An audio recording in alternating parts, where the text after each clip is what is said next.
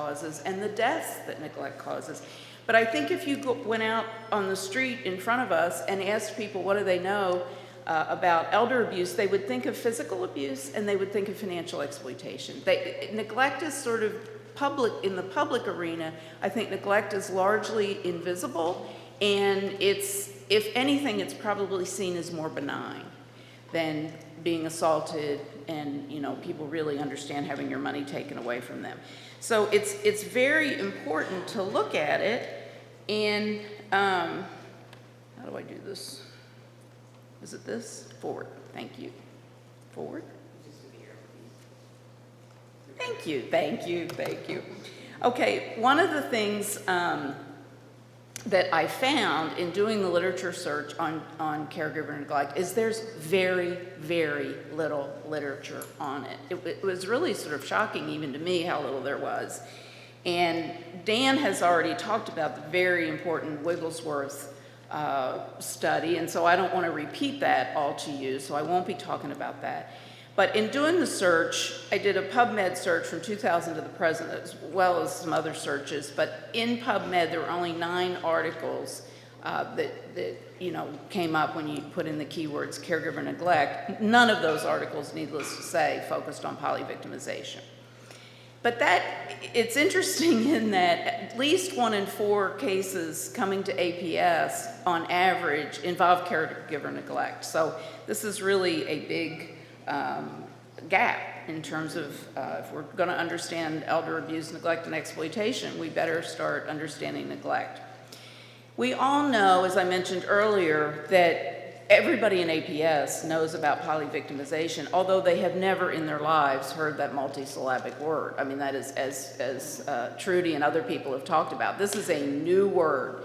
But everybody talks about multiple types of abuse, multiple abusers, you know, repeated abuse, so it's very common. And we did a little quick survey. It was not scientific, quick poll of APS across the country, and of the people who responded, 75% of the APS people who responded said that at least 1 in 4 of their cases involved polyvictimization, and 15% of them said over 80% of their cases involved victims of multiple types of abuse.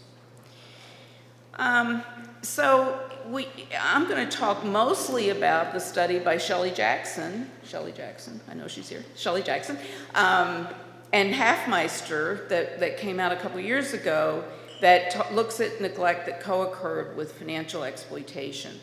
So an earlier study from 1999, Choi and Kulix found that when they looked at financial abuse cases, 1 in 8 of those also involved caregiver neglect. Shelley and her partner came up with the term hybrid financial exploitation, also a brand new term, which meant financial abuse co-occurring with another form of abuse or neglect. And another study by Terry Fulmer, familiar to many of us, from 2008, found that when somebody is financially exploited and neglected, they are often isolated, which I think comes as no surprise to us. So hybrid financial exploitation, and what was found in the Jackson-Hafmeister study, is that people who are abused, financially abused, and also suffer either physical abuse, emotional abuse, or neglect, the actual forms of mistreatment range from 2 different types to 18 different types. So actual discrete types of mistreatment. Almost 90% of these victims were subjected to at least 3 or more types of abuse, neglect or exploitation. So it wasn't just 2, it was 3 or more. And of the ones who suffered neglect, they suffered 6 different kinds of neglect, and those definitions included inadequate food, clothing, hygiene, shelter, health care, and supervision if they were a person that lacked capacity. And here, this was really heartbreaking to me, actually, that the victims they looked at suffered over 10 years on average. That is a really long time, years and years and years to be, left to lie in your own waste and not be fed and not be given water because maybe you're incontinent and your caregiver doesn't want to deal with it. That was just horrifying to me. So a couple more things. This will not surprise anybody. These victims are more likely to live with their abusers. They're more likely to be demented, to be afraid of their abusers, to be isolated, as already mentioned, and to have suffered abuse over the course of their lifetime. And this is also typical of elder abuse cases.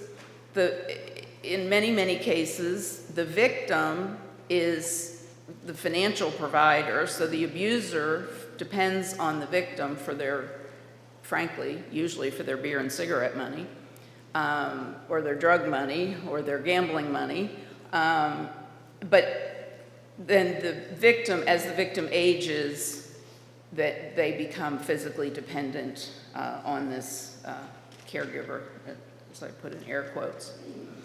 So they looked at defined two different kinds of caregivers. And one was somebody who really doesn't want to be a caregiver, but they're put in that position through some circumstance. They are maybe neglecting, and they may also be financially exploiting, but the one type of abuse is not necessarily related to the other type of abuse. And then the other type is a person whose caregiver deliberately neglects them as a means of getting their money. So they don't take them to the doctor, they don't pay for those expensive medicines, they don't get the in-home help they need, because that means less money coming into the abuser's pocket. So the neglect is actually an instrument of financial exploitation. And again, I love this term, by the way, parasitic abusers. I think in APS we call them the son on the sofa.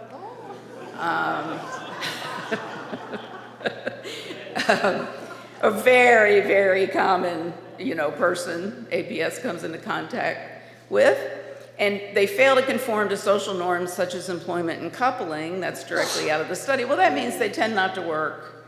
Many of them have criminal records, maybe minor, but may also be lifelong, and they tend not to form long-term intimate relationships. They never launch, they never really leave the nest and are able to live independently and establish their own adult lives, still dependent on mom or dad or grandmom or whoever it is to help them get through life. Some of these people have mental illness, clearly. Some of these people may be developmentally disabled, although I think in those cases it's harder to assign motives. That may be just if there's neglect, it's a case of the caregiver not being capable of providing the care needed.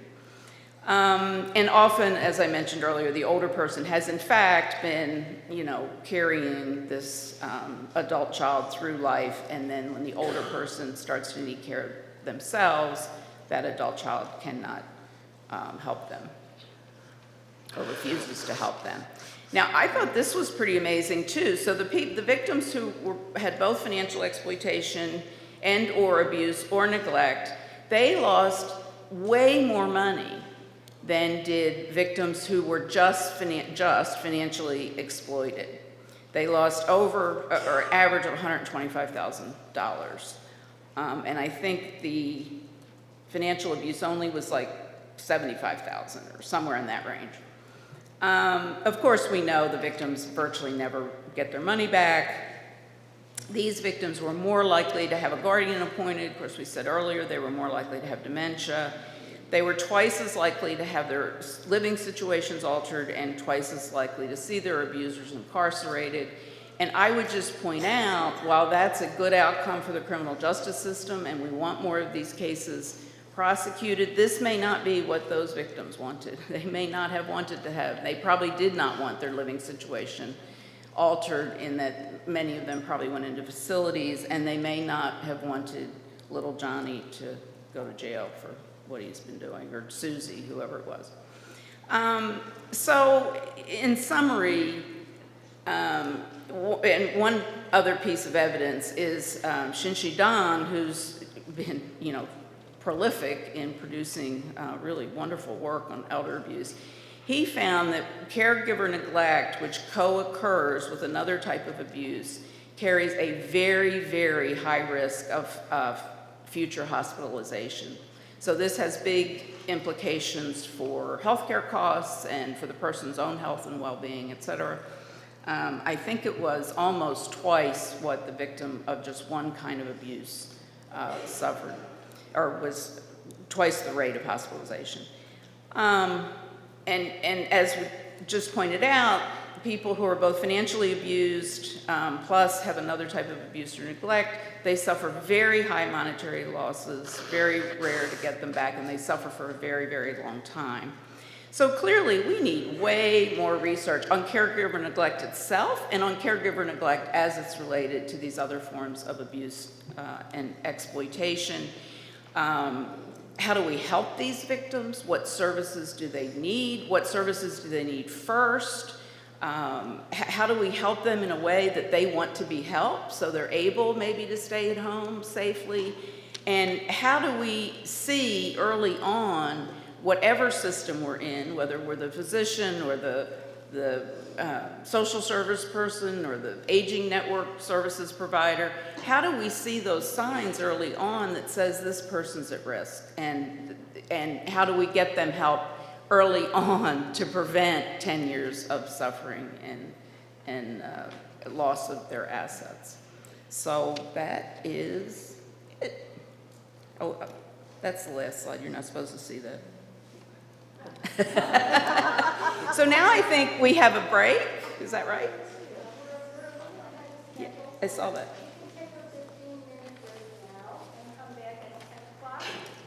15-minute break, come back at 10. Thank you.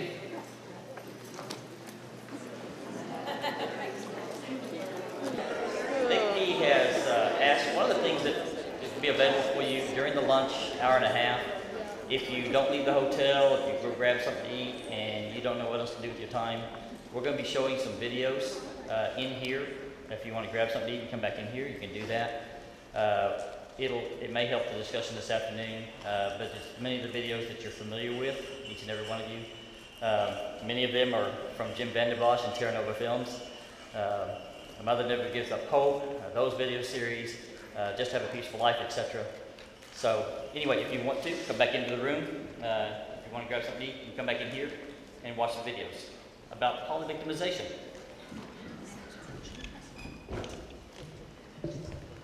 All right, welcome back everyone. My name is Candace Heisler, and it's my pleasure to talk to you about the one word I haven't heard mentioned this morning when we talked about forms of abuse, and that's psychological abuse. And I think one of the reasons is it is so endemic. It is something we assume and know is happening, and sometimes we forget to talk about it.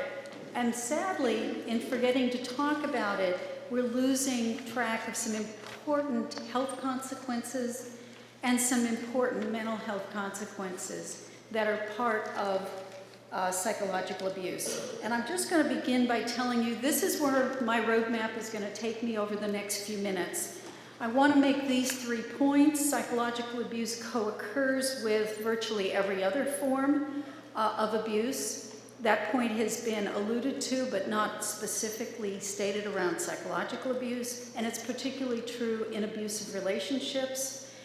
Psychological abuse typically involves both multiple acts and multiple kinds of acts, and I would have you think about multiple types of abuse.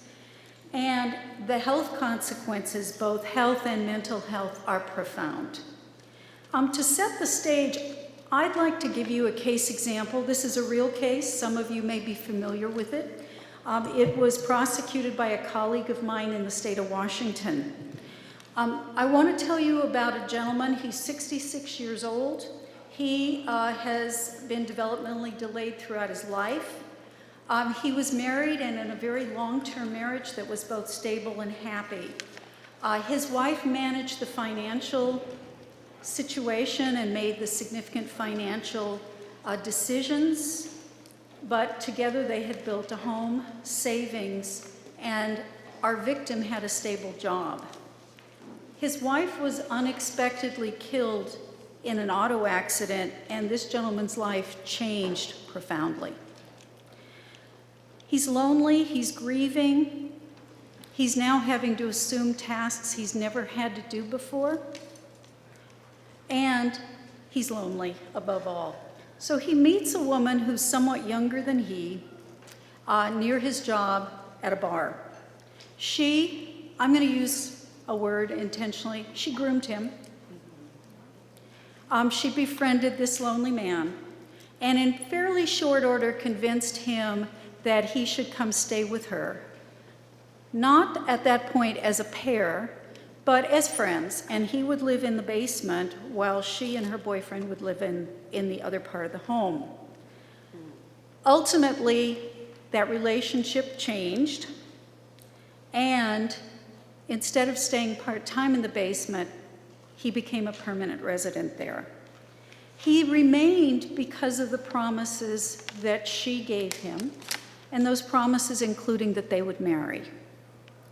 In the course of doing that, and largely unbeknownst to him, behind the scenes, she was isolating him from his family, and in particular his adult children, and she was embedding in his mind a belief that his children were only after his money. How many of you recognize this scenario? So it's not a unique one, and you probably have already figured out where this story is going to go. Over time, she convinced him to turn over large sums of money and exhausted his savings. She convinced him he owned his home, had a small mortgage. She convinced him to raise the mortgage, take a second, take loans against the home, and finally, when she took over the promise to pay the mortgage, failed to do so, and he lost the home. She also took over all of his bank accounts and transferred money using electronic transfers without his knowledge and without his agreement. And finally, by refusing to pay the bill for his telephone, she cut him off from the lifeline he had to friends and family. She called him names, and he left a diary, which he testified about in the trial, where words like the ones you see on the screen were written and circled again and again. She also terrified him with threats to push him down the flight of stairs that led to the basement, and her idea of a pet was literally a wild animal that lives normally in Africa, to let him run loose in the basement next to our victim's home, his room, and he was utterly terrified. One night he could take no more, and he fled. And that is how this case came to light. And what ensued was a 1.5-year investigation. And ultimately, this woman was charged and finally convicted. So let's just start thinking about that case example, because I think it does help us think about the discussion that we're going to have about psychological abuse. I want to make the point that it co-occurs with other forms of abuse, particularly in abusive interpersonal relationships.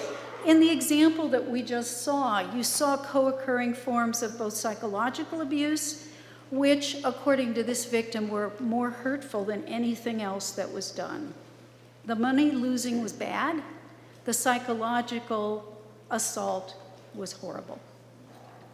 And you saw that this was co-occurring with financial abuse. With more of the story before you, you would have also seen that there was neglect happening at the same time.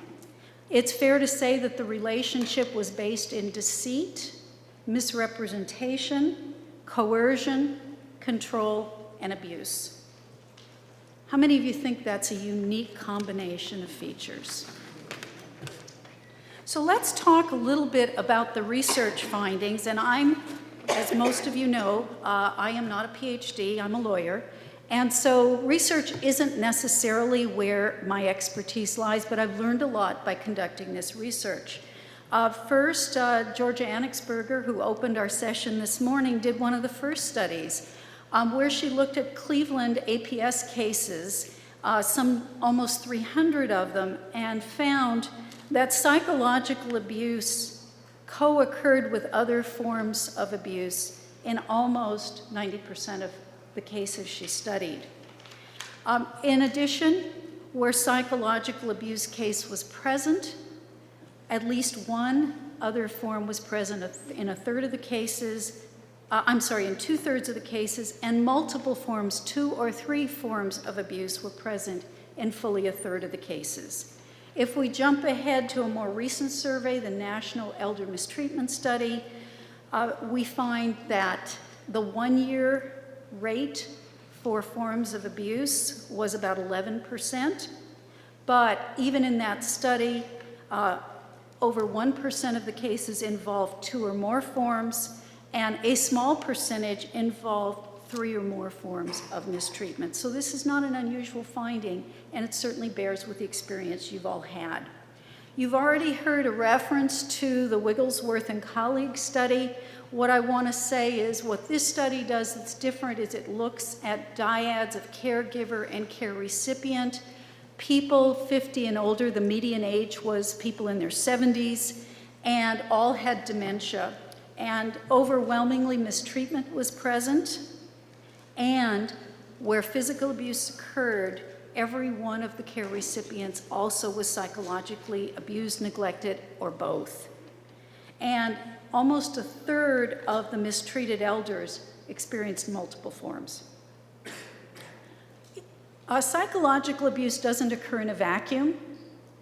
Instead, it is typically found in those abusive interpersonal relationships. And just a couple of quotes to make that point. We see that it's closely connected with the coercive behavior and power and control dynamics that we understand are typically present in domestic violence. But beyond that, it is part of a continuum of sexual and verbal abuse, threats, economic coercion, stalking, and isolation.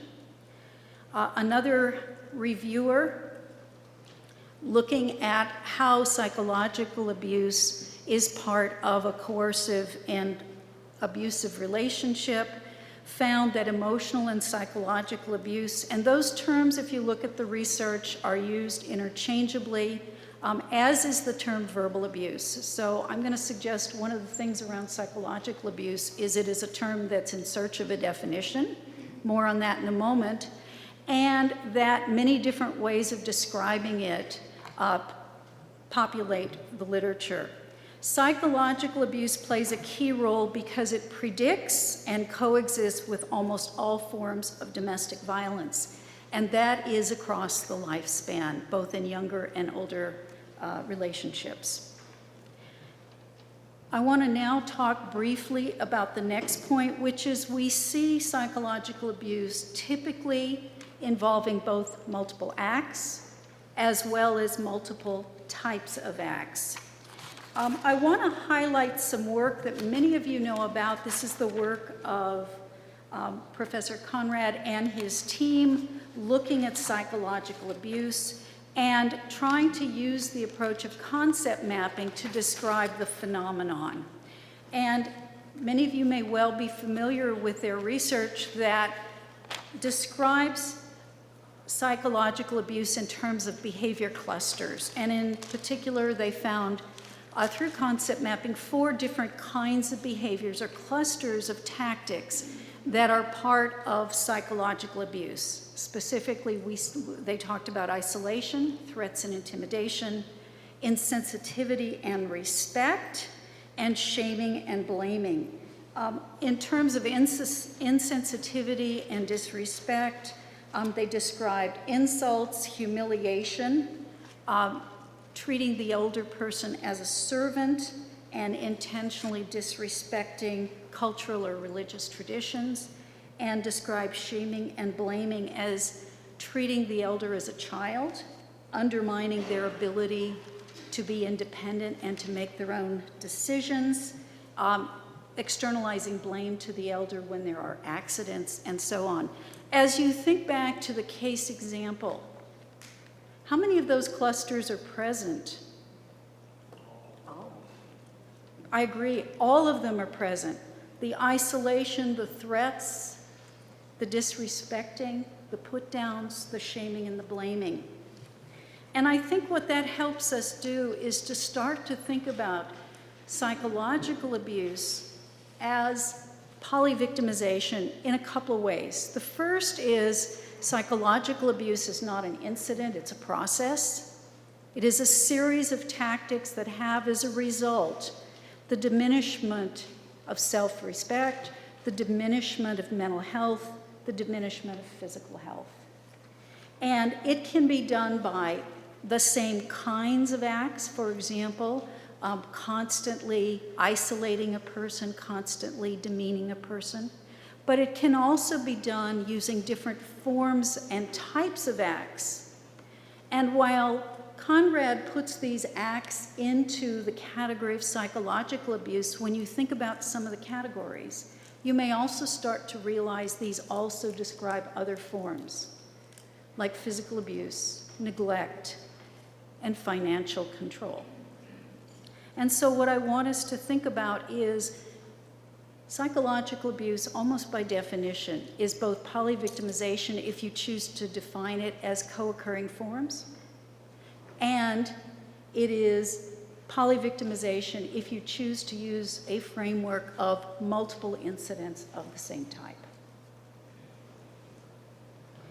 And what about the consequences? In a word, they're profound, typically related to psychological abuse, and in particular psychological abuse when it is part of other forms of abuse, higher incidence of health and mental health problems, higher mortality rates, higher rates of hospitalization. And just to look again at some of the findings, the Fisher and Reagan domestic violence type study, psychological abuse by itself increases significantly the likelihood of bone and joint problems, chronic pain, depression, anxiety, high blood pressure, and heart problems. It's worth noting that this study didn't specifically compare multi versus single forms of abuse, but these are equated with psychological abuse. And they didn't use a definition like we have used here. Thank you. Baker and colleagues took a look at older adults with multiple forms, and what they found is that verbal abuse is associated with significantly higher mortality risk than in the absence of abuse, and that psychological abuse appears to be a stronger predictor of fear than physical abuse. It often precedes physical abuse and is associated with chronic disease and poor health. And I think we need to just pause a moment and think of those consequences, because one of the things that I think this may inform is when we start to talk about risk assessment, when we talk about victim safety instruments, this information needs to be incorporated in the thinking that we do to create those kinds of tools. And then finally, you've already seen the Dong and Simon study, which indeed is extremely important. And as was alluded to earlier, when there are two or more forms of abuse that are present together, the likelihood of hospitalization increases by over 200%. On that note, I've given you a lot to chew on, haven't I? I'm going to turn it over to my colleague, Holly Ramsey-Klosnick.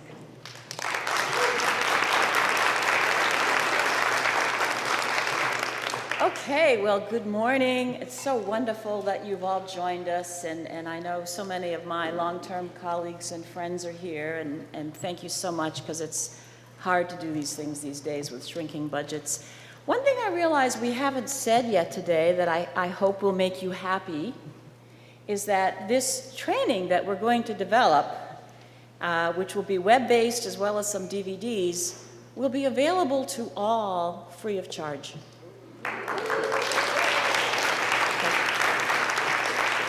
Because the project is funded by OVC. And of course, that's very important with shrinking budgets, and we all struggle to have training resources, so we're thrilled that NCPI with OVC can make this available to all of you, and so I thought, oh, we need to tell people that. Okay.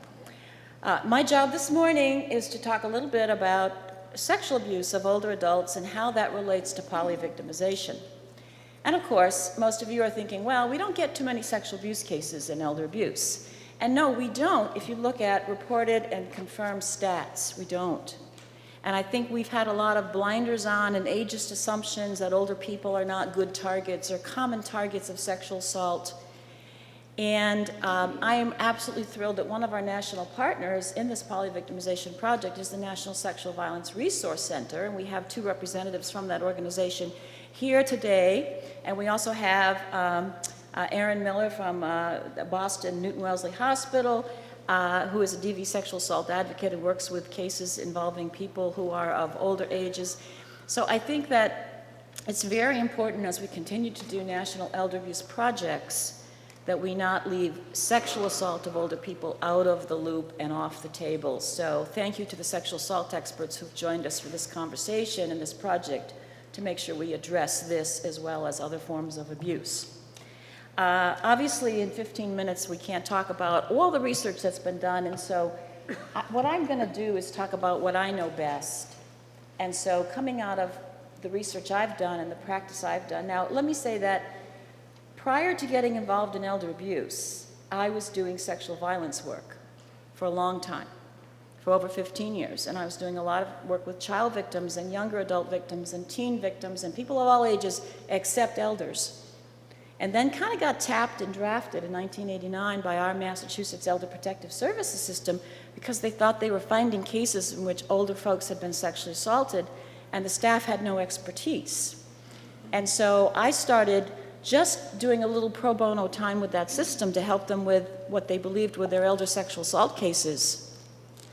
And what happened is I quickly got a massive education in elder abuse because you cannot work with sexual violence cases involving older victims and not confront neglect, not confront psychological abuse, not confront physical abuse, not confront financial exploitation. And so over and over again, through the past 20 plus years that I have researched those cases, consulted on those cases, evaluated victims, treated victims, you just don't find that sexual assault happens in a vacuum without other profound types of victimization occurring. And I think that our sexual assault experts who've joined us here for this discussion today would probably tell us that's the case regardless of the age of the victim. Okay? So I want to make a couple of points because certainly one of the main things we're struggling with at this point in the project is how shall we define polyvictimization in later life? What will we include? What will we exclude? Because that's going to be important setting the stage for how these cases are handled going forward and what resources are brought to bear and so forth. And so I'll give you my argument from the work I've done.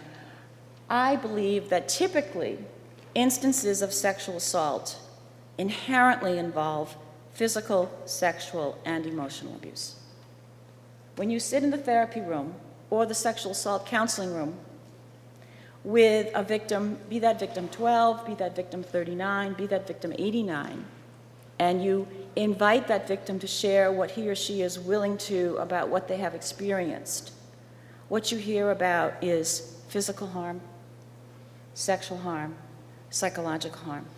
And what you hear from them is about physical damage, sexual damage, and psychological damage. And if the person who assaulted them is also a care provider, you hear about neglect. And if the person assaulted them has access to their money or other resources, you often hear about misappropriation of funds and resources. Okay. In addition to the inherent nature, the inherently physically and psychologically abusive nature of sexual assault, multiple other forms commonly occur. So the place I'm coming to in my intellectual conceptualization of this is I really see sexual victimization as inherently an experience of polyvictimization. You may disagree with me, but that's where I'm coming to based on, again, sitting in the therapy room with lots and lots of victims, as well as some of the research that I want to share with you. This is not all the research. This is, again, what I know best. That first study that we did in 1989 in Massachusetts, thanks to the Massachusetts Elder Protective Services system, we collected data on 28 cases in which adult protective services workers believed they had stumbled onto elder sexual assault cases. These were by and large cases that had been reported for other forms of elder abuse. Cases that came to attention because of alleged neglect or financial exploitation or physical abuse, where workers who were on their toes and building relationships of trust with their clients were seeing symptoms and seeing markers and hearing sometimes disclosures of sexual assault. As you can see, in lots of those cases, there was evidence of physical harm that would suggest people had been physically abused. In lots of those cases, there was evidence of psychological harm sustained by those victims. And we also have evidence indicating the polyvictimization nature of sexual assault of older adults based on perpetrator behavior. We haven't talked a lot yet about perpetrator behavior, but one of the things that I would suggest is that to continue our consideration of polyvictimization, we have to bring perpetrator behavior and motives and behavior motives and personality and psychopathology into the equation. So when we looked at those early 28 cases, this very preliminary study, where it was like the first attempt to try to put some data together, which, by the way, only got published because Rosalie Wolf said, write it up, give it to me, we need it in the Journal of Elder Abuse and Neglect. I said, oh, really? She said, yes. So thank you, Rosalie. Okay. We had perpetrators isolating victims. We had perpetrators making statements that they really, truly believed the victim was their property. They could do anything they wished to the victim. She's my wife, I'll do what I want with her, for example. Okay. All right, so we moved on. And, over a decade later, when I looked at the cases that I had been involved in, again, these were Massachusetts cases because I became a consultant there and trying to help workers deal with their cases. And I also was asked to do some evaluations of alleged victims, some clinical evals. Well, by 2003, guess what? We had 100 cases in which we believe sexual assault of older adults had occurred in families. And it was time to do a qualitative analysis, put all those cases together and pull out the factors. And the major finding that I came to in studying, from a researcher's perspective, those cases was basically familial elder sexual assault occurs typically as a part of a pattern of multifaceted abuse in which neglect, psychological abuse, and physical abuse or financial exploitation are typically present. So yes, using the term polyvictimization is new in the elder abuse field. And thank you, OVC, that we get to do this project, and NICP that we get to do this project. But the concept is not new. And it's not new to most of you, I'm sure. We have been dealing with cases of multifaceted abuse as long as we have been dealing with elder abuse cases. Okay? And again, we had lots of evidence from those cases that those 100 older people that we believed had been sexually assaulted by spouses, adult children, grandchildren, in some cases nieces, nephews, siblings. Okay? We had lots of evidence of physical harm, including some of the things you're seeing up here, and lots of evidence of psychological harm that would indicate to me they had experienced not only sexual but also physical and psychological abuse. All right, moving forward. NIJ funded a study. Dr. Ann Burgess, Boston College. I had the privilege of working on that study. We collected data on 284 cases nationwide of elder sexual assault. Now, unlike my previous study where there had been family cases, this time we had a combination. We had family cases, we had institutional cases, we had other community cases such as home health aides sexually assaulting, for example, or transportation aides. So we had kind of the gamut, all right? Among the 284 cases that we collected and analyzed, quote, a variety of allegations were reported, including commonly physical abuse and neglect. So again, we have another study coming out. We're seeing sexual assault of older adults does not happen in a vacuum. There's a climate of victimization that typically occurs whether you're talking spouse perpetrator, adult child perpetrator, orderly in the nursing home perpetrator, transportation aide committing a crime in the community against an older adult. We're typically seeing this multifaceted pattern, okay? And if we look at some of the evidence, the behavior following assault, we had overwhelming rates of PTSD in these 284 victims. People who met the diagnostic criteria in the DSM for a diagnosis of PTSD, which, as you know, any of you who are clinicians or diagnosed, that's a pretty, you got to have all the points, bing, bing, bing, bing, or you can't ethically diagnose. We had PTSD, including profound PTSD, and some of you have heard me reference this case before, but in pouring through these cases and the data and put it all together and put it into the the data analysis, one of the cases that just moved me to tears was an older woman with fairly advanced dementia who'd been living in a nursing home for quite a while on the dementia unit, who was nonverbal. And one night, a staff member walked into her room and saw her being raped by a male employee, witnessed it. So, there was no doubt that it happened. It happened. From the time of that rape on, because the woman was not moved to another facility, or sadly, not even moved to another room or another bed, which we now know clinically is a major error. Okay. From that time on, nurses would put her to bed at night, in her bed, come back a little while later to check on her. She was not in the bed. This woman was curled up in a fetal position on the floor under the bed, sleeping.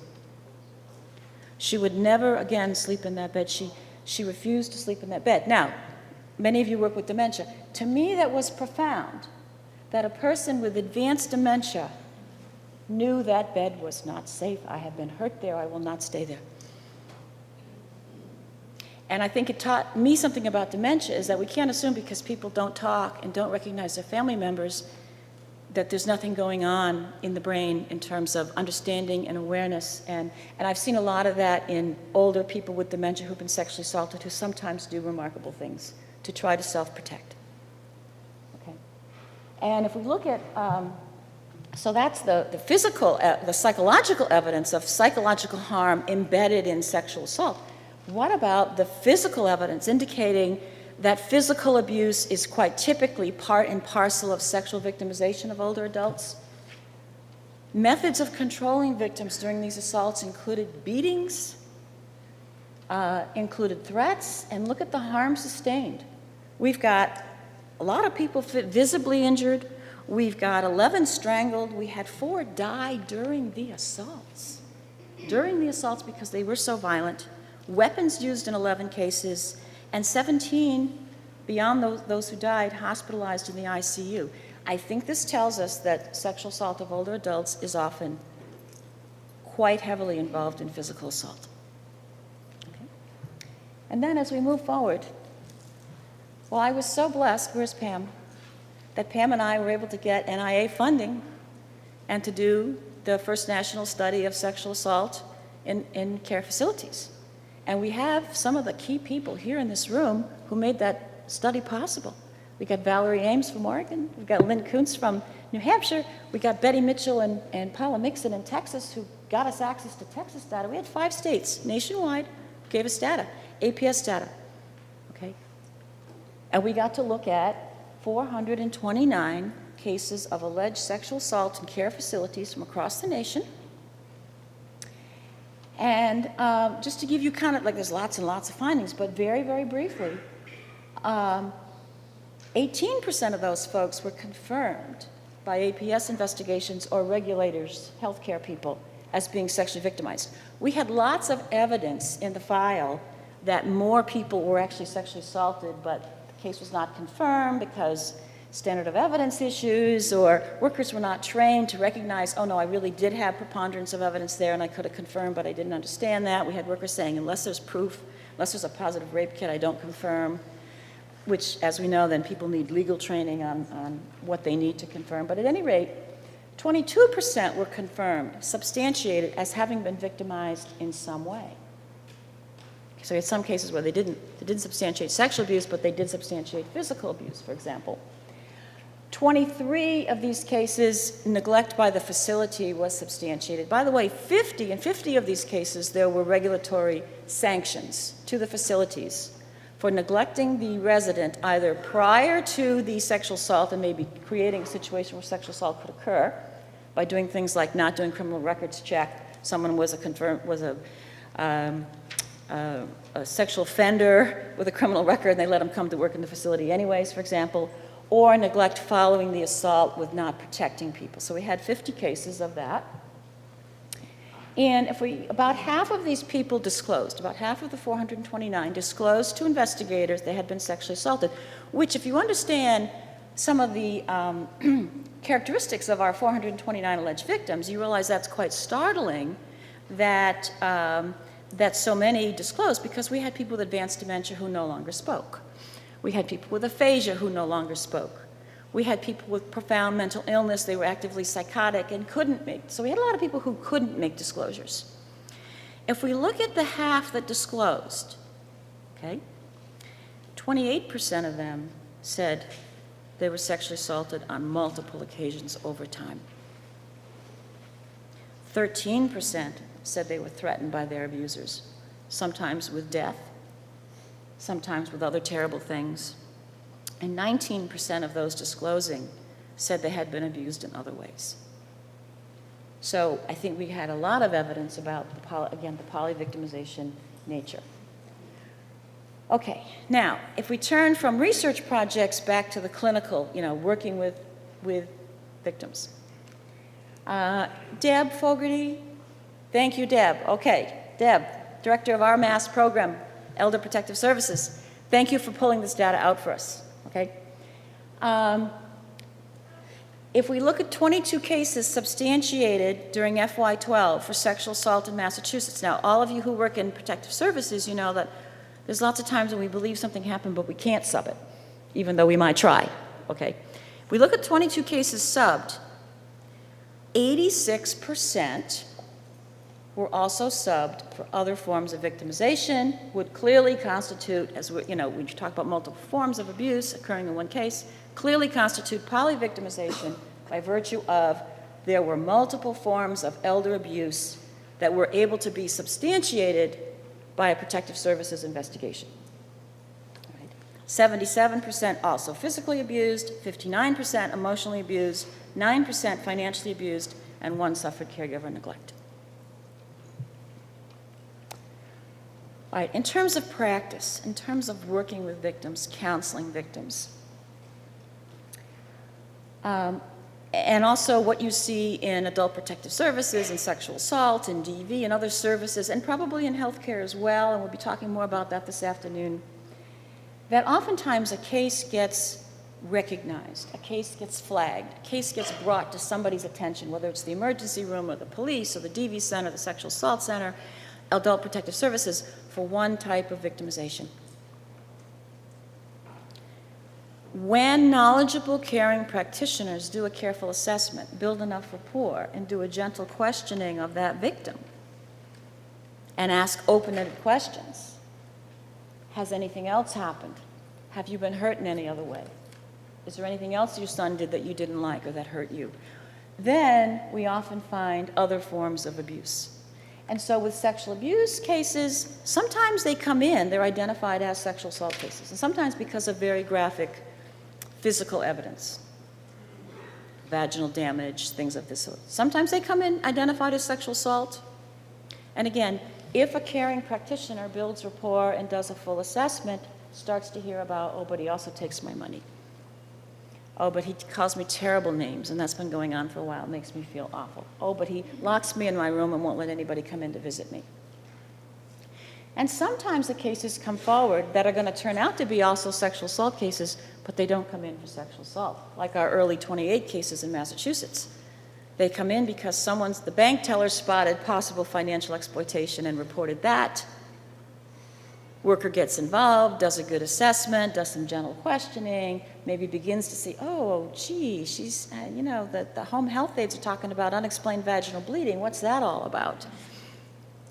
Okay. So we have this kaleidoscope in research that you can look here or you can look there, as Pam was talking about. We have it in practice as well. It depends on where you're looking, okay? I would suggest that historically, many cases of sexual assault of older adults have been missed because of our ageist assumptions and myths about who's a sexual assault target and who's vulnerable and what sexual assault is all about. And certainly in some of the national projects that have happened in recent years, where's Lori? Lori, the curriculum that I wrote for you, and your request to me is, help APS workers nationally understand that when a case comes in for financial, for physical, for psychological, they've got to screen yes for sexual abuse too, and give them some gentle, respectful ways to do that. We need more projects that do that. Okay. Alrighty. If I take my attention now away from sexual abuse per se, which I'd like to do because, of course, all of us have to look at the full gamut, not any one area specifically. And if I look at and I think about the cases that I've worked on or that I've researched over the years, and as I read other people's research and talk to other clinicians, if we look at the full gamut of elder abuse and other forms of interpersonal violence, I might add. Okay. From a mental health perspective, and again, my background is kind of this dual background. I'm a mental health clinician and I'm a sociologist researcher. So if I put my mental health clinician hat on, okay, and my training in trauma and trauma treatment and how do you do therapy with traumatized individuals, it doesn't make any sense for me from a clinical perspective to take the position that a case is not one of polyvictimization unless there are multiple forms of abuse present. From a clinical perspective, multiple occurrences of one form of abuse can be more traumatizing. Okay? In other words, what I'm saying is, I do believe, based on all the research that's been done by everybody and clinical experience, that being raped 10 times is far worse than being raped once. And anybody who sits in a room with a victim and hears this story will, I think, come to that conclusion. More trauma to self-esteem, more trauma and damage to basic trust in the world and in others, less expectation of being treated decently and fairly, okay? More health problems, more psychological problems, more relationship problems, more problems across the board. I would argue why are we doing the polyvictimization project? Well, for many reasons, but I think one of the reasons we're doing the polyvictimization project is to look at trauma. There's a belief that being victimized in more than one way is more traumatizing than being abused in only one way. Now, I believe that belief is correct. I subscribe to that belief. That if you're not just neglected, but also neglected and someone steals all your financial resources, you're probably hurt a whole lot worse. Okay? But I disagree that there must be necessarily 2 or more forms of abuse. My position, and you can all argue me out of it if you want to try, and we'll talk about this today.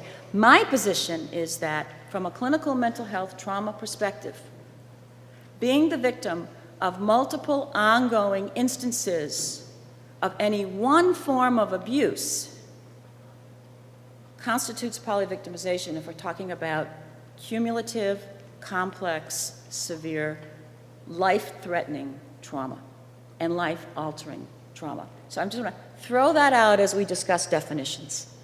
Because, of course, one of our goals, as you've heard from so many of my team members, will be to put forth a suggested national definition of polyvictimization during later life, coupled with the evidence, the research and clinical evidence for why we believe this should be the definition.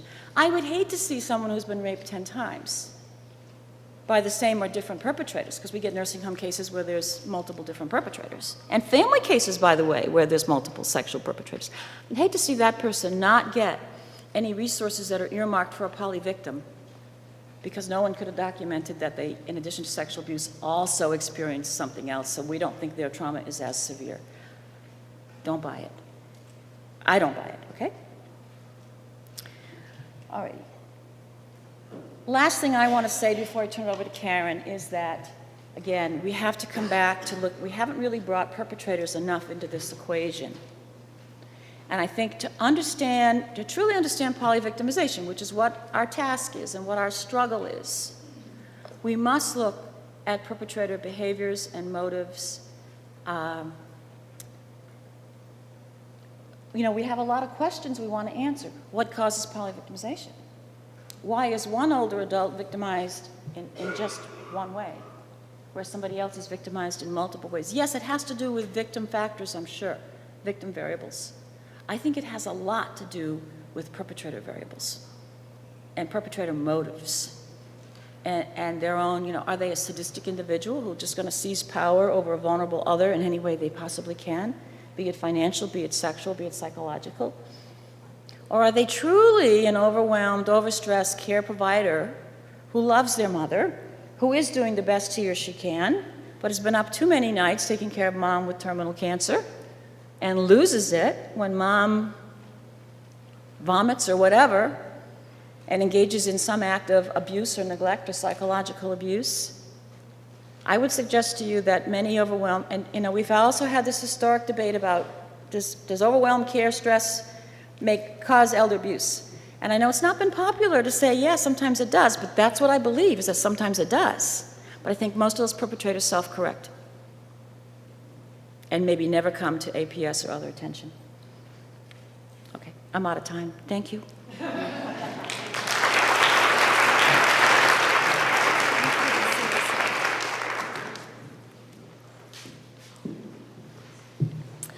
Well, hello everyone. It is just a pleasure to be here. I'm Karen Roberto. I'm a professor at Virginia Tech and director of our Center for Gerontology there. So I am a researcher and proud to be that. But I will share with you that my research doesn't happen in a lab or in the ivory tower, but out in the communities where many of you, and because of many of you, were able to gain great insights into the lives of older adults. When I think about the idea of abuse and the study of, I'm really a family gerontologist. I study older women, mostly older women in health issues. But as my career has developed over the last 30-some years, you began to see there's more to the women's lives than just that piece of health or that disease that I was most interested in. And I think it equates very well to this idea of polyvictimization, that there's more to it than when we begin to peel back that onion. When I talk to my students about my work in abuse, I say, I've sort of gone to the dark side of families. And unfortunately, that tends to be true. One of the things when you're a gerontologist or you equate yourself with that, people kind of gravitate to you. And the kind of famous words my husband always just laughs when he sees me in a corner of an event talking is because somebody has said to me, oh, I have a mother. Well, we all have mothers, but there's a question here. And most recently, I have been getting more and more questions about abusive situation, although no one wants to say that word, about what might be going on in this family situation. And so once I began to turn my attention with many of my colleagues to this idea of financial abuse, more and more my colleagues or people met at social gatherings would say, do you think this is financial abuse? I don't really think Mom meant to give all the money to my sister, but you know, my sister is doing all the care, so that's probably okay. What do you think?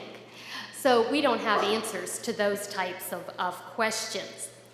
What we know about financial abuse is like we've heard really about any of the abuses that we've talked about this morning. We see it co-occurring.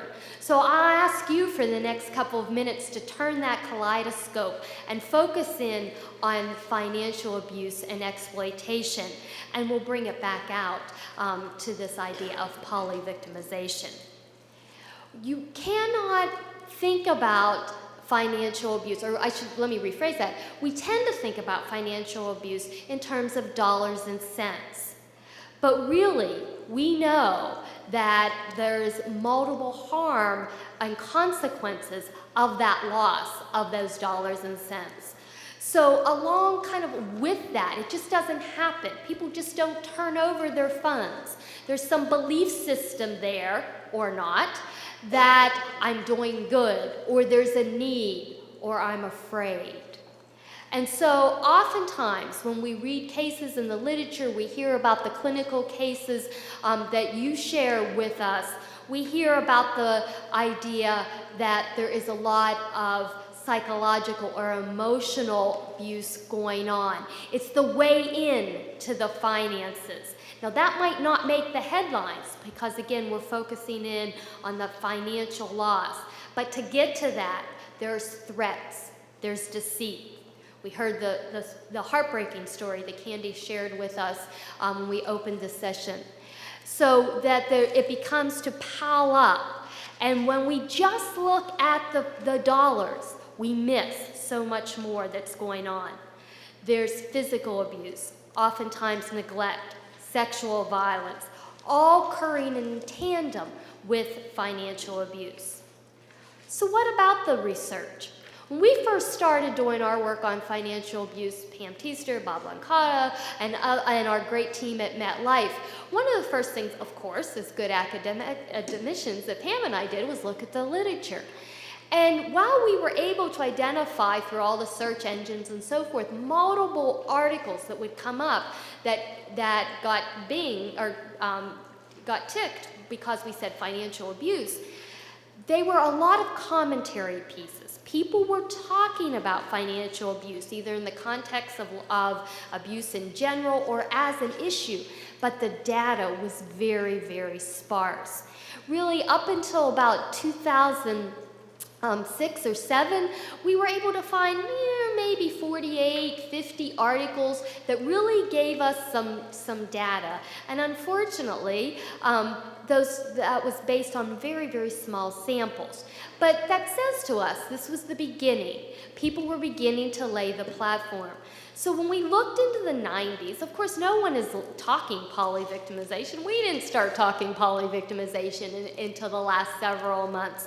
But you began, if you really drill down into the studies, and I just put this one up by Troy and their colleagues to just as an illustrative example, began to look at Adult Protective Service data, one county, and what were the complexity of the cases that were being seen by the APS groups.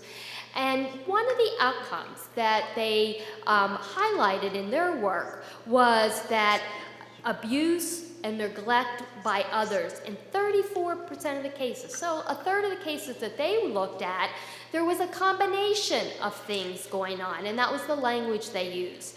So you begin to see financial exploitation along with neglect, along with physical abuse. And so this was starting in the 90s to really begin to see this. But again, it was buried in the literature. It wasn't some splash that was going to come out when we began to search on that. Now, our work with MetLife, we took a little bit of a different approach. Pam called me one day and said, hey, what do you think about a study on financial abuse? And it was sort of in the news at that time. We had the Astor case going on. And she said, we need a family person on our team because we think a lot of this stuff is happening in families that we don't know about it. We took a little bit of a novel approach, as some of you may know that have looked at our work. And we said, let's see what's going on nationally. And so we followed the news feeds that was so nicely provided by the Center for Elder Abuse through its affiliates. And we combed those for a 3-month period. We did this in 2 different years. And again, looking for those headlines. And what we saw was, in fact, cases of financial abuse were being reported throughout the country. Now, we know this is a bit biased because reporters and their editors like the sensation, what's going to make us buy or click on a particular story these days. So we recognize those limitations. But it was very interesting to see that this was not an issue that only a particular state or particular county or particular area was looking at. We were finding stories across the nation and really across the world. When we really began to look at those studies, one of the big questions was, what really is the cost of this? And I think we were astounded by the very conservative calculations that we came up with that said the cost to victims was $2.9 billion annually by the time we did our second round of data collection. pretty big amount. But that's only a very small part of our story. In looking through these news articles and using the literature, using our clinical and APS colleagues, we begin to put together this profile of who people were. And I bring this up not because you don't know this, but just a reminder that the risk factors for financial abuse, and we could broaden that to all type of abuse, typically also are multiple and are cumulative. So that in later life, if we use that as a kind of a proxy measure, we're likely to experience greater health problems, greater dependency, so we must rely on others. We may be living alone. We might lose, and what we now know from the research is that we begin to see a diminishing of our financial capacity long before anyone might say, oh, he's having some cognitive problems. It's just the nature of growing older. Doesn't mean it's an inevitability, but something to recognize as we are all managing finances and managing our situations. As we began to unfold and look at these stories, which some were very long and some were very short, and we did all the financial calculations, we did all the kind of characteristics, we went back, and then you began to see a hint of this idea of poly-victimization. Because there would be a line or a sentence or two in these news feeds that would say, and this was, a long-term relationship, or he or she's also being prosecuted or looked into for physically abusing this person. It was not detailed, but we estimate that about 50% of all the stories, and we're talking 300-400 stories, had some other piece of evidence talking about a different type of abuse that was co-occurring.